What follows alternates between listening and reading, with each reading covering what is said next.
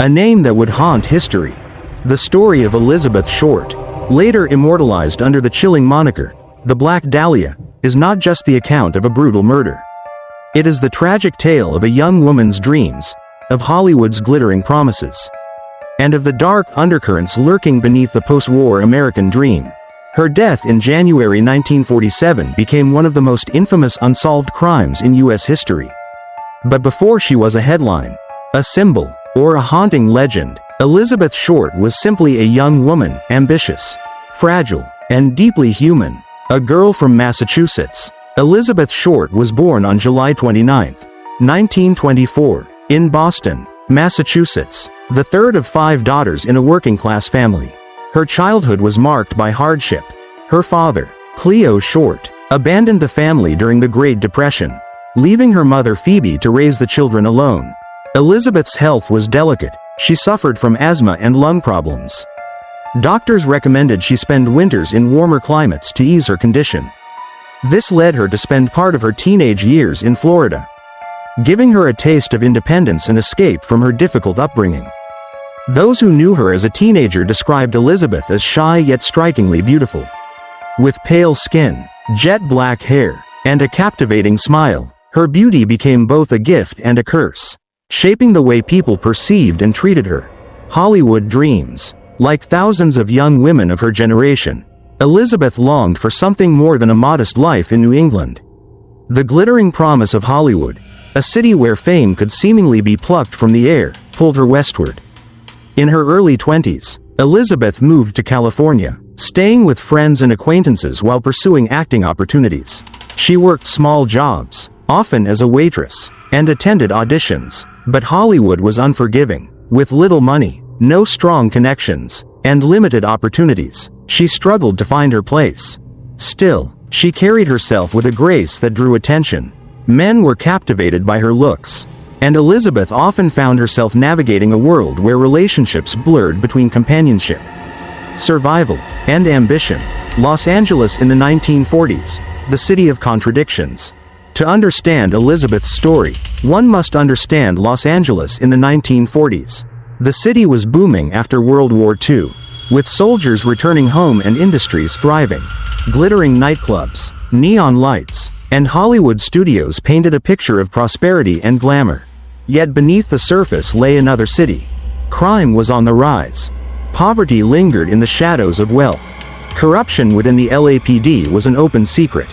Women chasing stardom often faced exploitation, manipulation, and disillusionment. Elizabeth Short walked this razor's edge, the fine line between glamour and danger, between hope and despair, a life between light and darkness.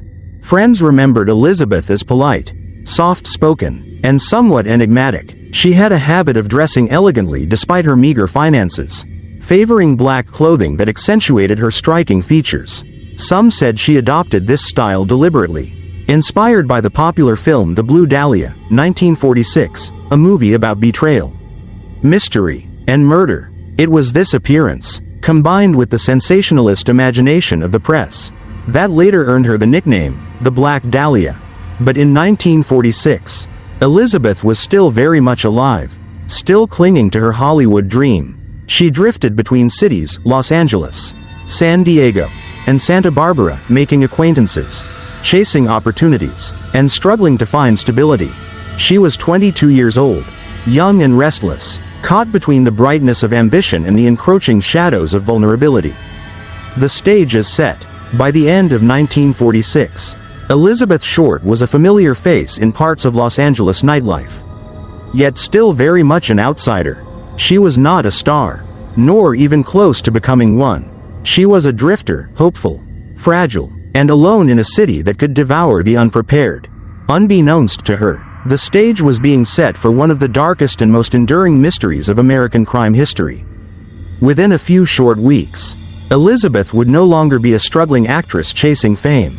She would become the Black Dahlia, the victim of a crime so brutal and theatrical that it would forever change the way America viewed Los Angeles, Hollywood, and the pursuit of dreams. The fateful day. A cold January morning. On the morning of January 15, 1947, Los Angeles awoke to an ordinary winter day. The war was over, The city was booming, and people were hurrying to work, unaware that history was about to take a macabre turn. In the quiet suburb of Leimert Park, a young mother named Betty Bersinger pushed her baby stroller down Norton Avenue. She was on her way to a shoe repair shop. At first glance, the street was calm, lined with vacant lots and modest homes. Then, something in the empty lot ahead caught her eye.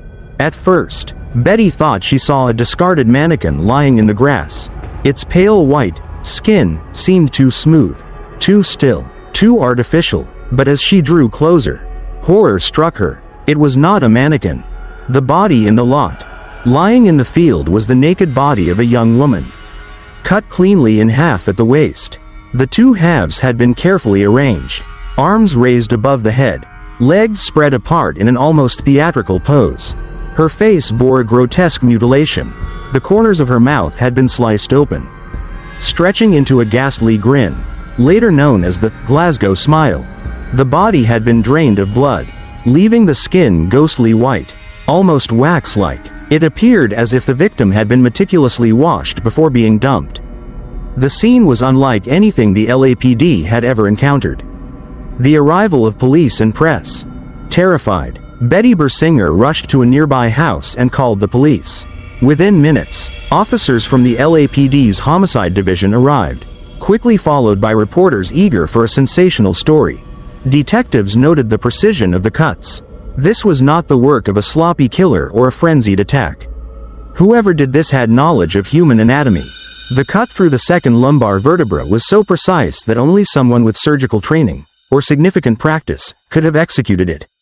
The press wasted no time in sensationalizing the discovery. Photographers captured every angle, and headlines soon screamed across Los Angeles. Horrific murder shocks city. Woman's body found cut in half. Identifying the victim. At first, the victim was a mystery. She carried no identification, but soon, her fingerprints, sent via the newly developed sound photo wire system, were matched to records in Washington, D.C. Her name, Elizabeth Short, age 22. Almost instantly, the newspapers transformed Elizabeth into a character rather than a victim. They gave her a new name, inspired by her dark clothing and the recent film The Blue Dahlia, 1946, The Black Dahlia. Public reaction. The grotesque nature of the crime horrified the public. Los Angeles had seen murders before, but never a killing so brutal, so theatrical, and so seemingly intentional in its display. Crowds gathered at the crime scene. Rumors spread quickly. Was she an actress? A prostitute? Was this the work of a sadist? A gangster? Or a jealous lover? The media frenzy only deepened the mystery. Elizabeth Short's face, her haunting smile, her black hair, her glamorous style, was plastered across newspapers. She went from an unknown drifter to the most infamous woman in Los Angeles. But only in death, a city on edge. For the LAPD, the pressure was immediate. This was not just another homicide. It was a case that had captured the entire city's imagination and fear.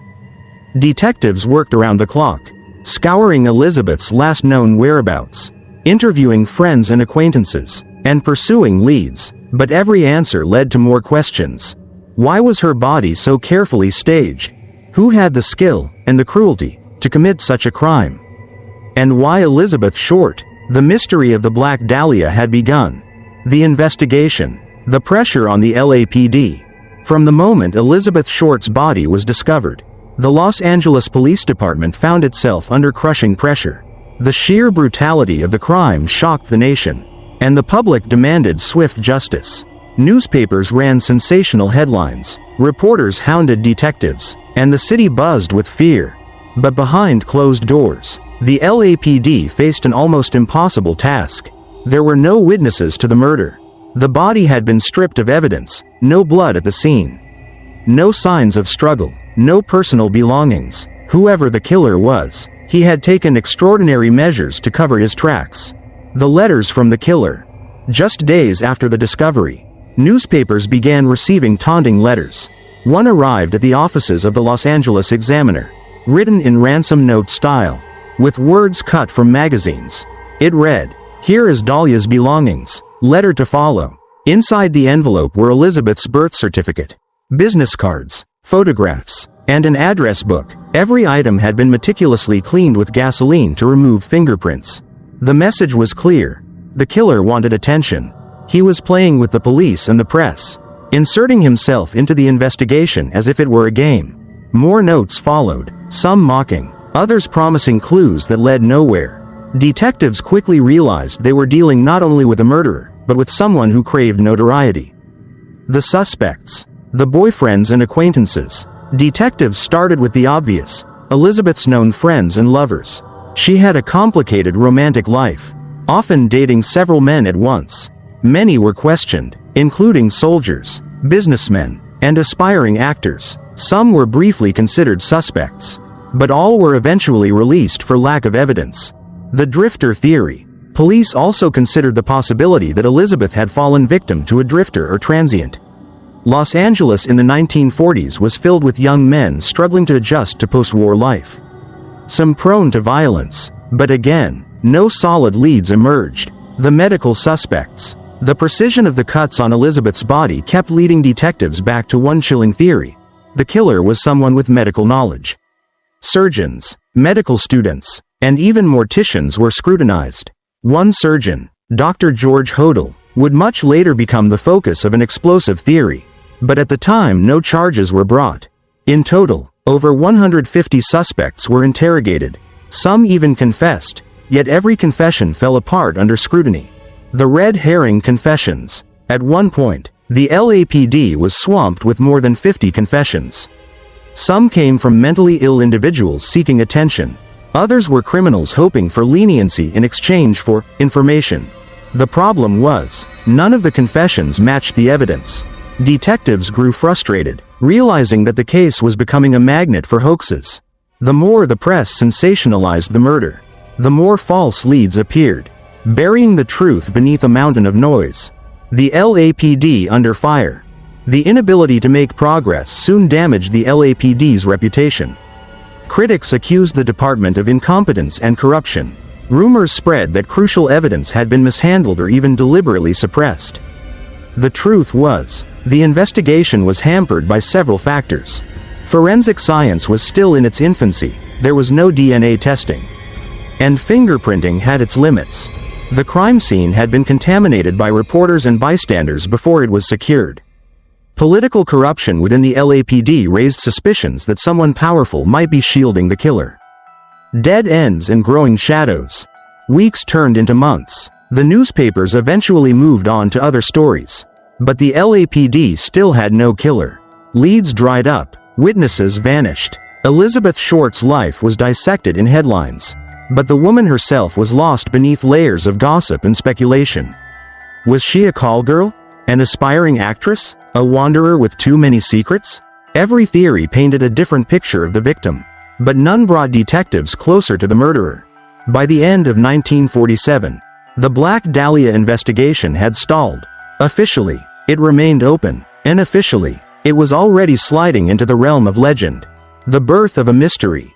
The brutality of the crime. The strange precision of the mutilation.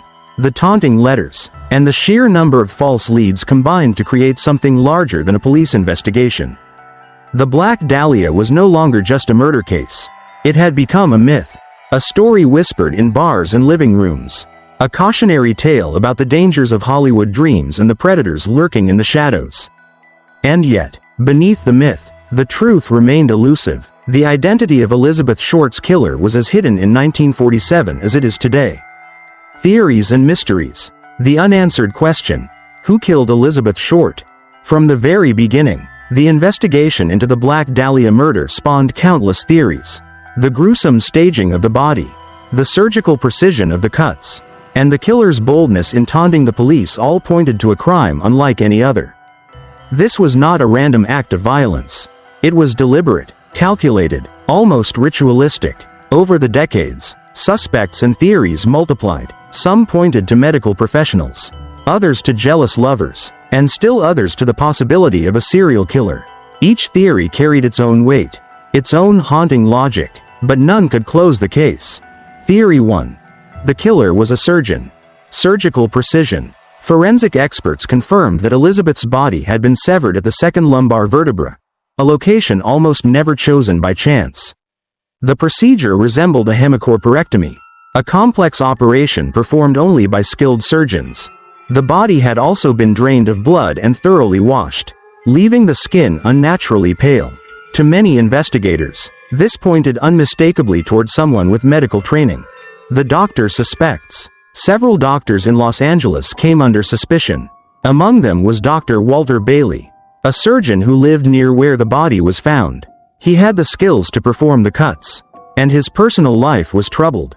Yet no hard evidence tied him to Elizabeth Short. Like many suspects before and after, he faded from the case, leaving behind only speculation. Theory 2. A lover's revenge. Elizabeth Short was known to have a complicated romantic life. She dated multiple men, often relying on their support as she drifted from city to city. Some detectives believed her murder was personal, an act of rage committed by a betrayed lover. The horrific, Glasgow smile, carved into her face seemed symbolic, as if the killer wanted to silence her forever with a grotesque parody of a smile. But while many of Elizabeth's lovers were questioned, none had a strong enough motive or lacked an alibi. The lover's revenge theory remained possible, but unproven. Theory 3. A serial killer. Others believed the Black Dahlia murder was not an isolated crime. In the 1940s and 1950s, several women in Los Angeles and California were killed in similarly brutal ways. Bodies mutilated or arranged in strange poses. Victims drained of blood or showing signs of sexual assault. Young women, often living alone or far from home. Some criminologists argue that these cases point to the existence of a serial killer active in California during this era. If true, Elizabeth Short may have been only one of many victims. But despite similarities, no definitive links were ever proven. Theory 4. George Hodel, the infamous suspect. Perhaps the most controversial theory emerged decades later. In the 1990s, retired LAPD detective Steve Hodel accused his own father, Dr. George Hodel, of being the Black Dahlia killer. Who was George Hodel? A wealthy, brilliant physician in Los Angeles, known for decadent parties, affairs, and scandalous behavior, once accused of incest by his own daughter. Though acquitted in court, the evidence against him. As a doctor, he had the skill to perform the precise cuts. During a secret LAPD wiretap in 1950, he was recorded saying, "Supposing I did kill the Black Dahlia. They couldn't prove it now. They can't talk to my secretary anymore, she's dead." Photographs found among his belongings appeared to show a young woman resembling Elizabeth Short. To Steve Hodel, the case was clear. His father was the killer.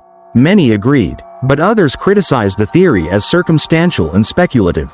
George Hodel died in 1999, taking his secrets with him. Theory 5. The press and the cover-up. Another school of thought suggests the truth was buried beneath media frenzy and corruption. The press sensationalized Elizabeth Short, branding her the Black Dahlia, and painting her as a promiscuous drifter, distorting reality for headlines. The killer may have exploited this chaos, sending letters and misleading clues to manipulate public perception. Some believe the LAPD, notorious for corruption at the time, may have deliberately suppressed evidence, especially if the killer was someone powerful or well-connected. Why the case went cold? Theories abound, but none led to resolution. The case remained unsolved for several key reasons. Limited forensics. In 1947, DNA analysis did not exist, and forensic tools were primitive by today's standards. Contaminated crime scene. Reporters and onlookers trampled the site before it was properly secured. Media interference. Sensational coverage created endless false leads, drowning investigators in useless tips. Potential cover-ups. Some suspects may have been shielded by wealth, influence, or LAPD corruption. The shadows that remain. More than 70 years later, the Black Dahlia murder endures as an unsolved mystery. The body's bizarre staging suggests ritual or obsession. The killer's taunting letters reveal arrogance and a hunger for notoriety. The list of suspects stretches into the hundreds, but the truth remains hidden. Elizabeth Short's murder lives on at the crossroads of fact and myth, a puzzle that may never be solved. A story that continues to haunt Hollywood's glittering streets. Legacy and cultural impact. a case that refuses to die. The murder of Elizabeth Short was not just another crime. It became a legend, one of the most infamous unsolved cases in American history. Unlike many homicides that fade into archives, the Black Dahlia story still echoes across decades. It haunts Los Angeles like a ghost, a reminder of how dreams and nightmares can coexist in the same city. The brutality of the murder, the mystery of the killer's identity, and the media circus that surrounded it ensured the case would never truly be forgotten. The birth of the Black Dahlia myth. Elizabeth Short was a young woman with dreams, ambitions, and flaws, just like anyone else, yet in death, she was transformed into a symbol. The press created the nickname, the Black Dahlia, inspired by her dark hair, her clothing, and perhaps a film noir playing in theaters at the time, The Blue Dahlia. The name stuck, and soon overshadowed the woman herself. Instead of being remembered as Elizabeth Short, she became an icon, a character in a dark Hollywood tale. The media's obsession. The coverage was relentless. Tabloids painted her as a femme fatale, exaggerating her relationships and inventing scandal. Newspapers splashed gruesome photos across their pages, fueling morbid fascination. Rumors and fabrications often outweighed the facts, leaving the public with a distorted image of the victim. In a way, the media helped the killer achieve what he wanted: notoriety. By sensationalizing the case, they turned it into a national obsession, and gave the murderer exactly the attention he craved. Influence on pop culture. The Black Dahlia case has seeped into every corner of American culture. It has inspired books, from true crime accounts to James Ellroy's famous novel The Black Dahlia, which fictionalized the case in noir style. Films. Adaptations such as Brian De Palma's The Black Dahlia, 2006, as well as countless documentaries. Television. References in series like American Horror Story, CSI, and True Detective. Art and music. Artists, bands, and even fashion designers have drawn from the haunting imagery of the case. Each retelling blurs the line further between fact and fiction, between Elizabeth Short the person and the Black Dahlia the myth, the case that defined Hollywood noir.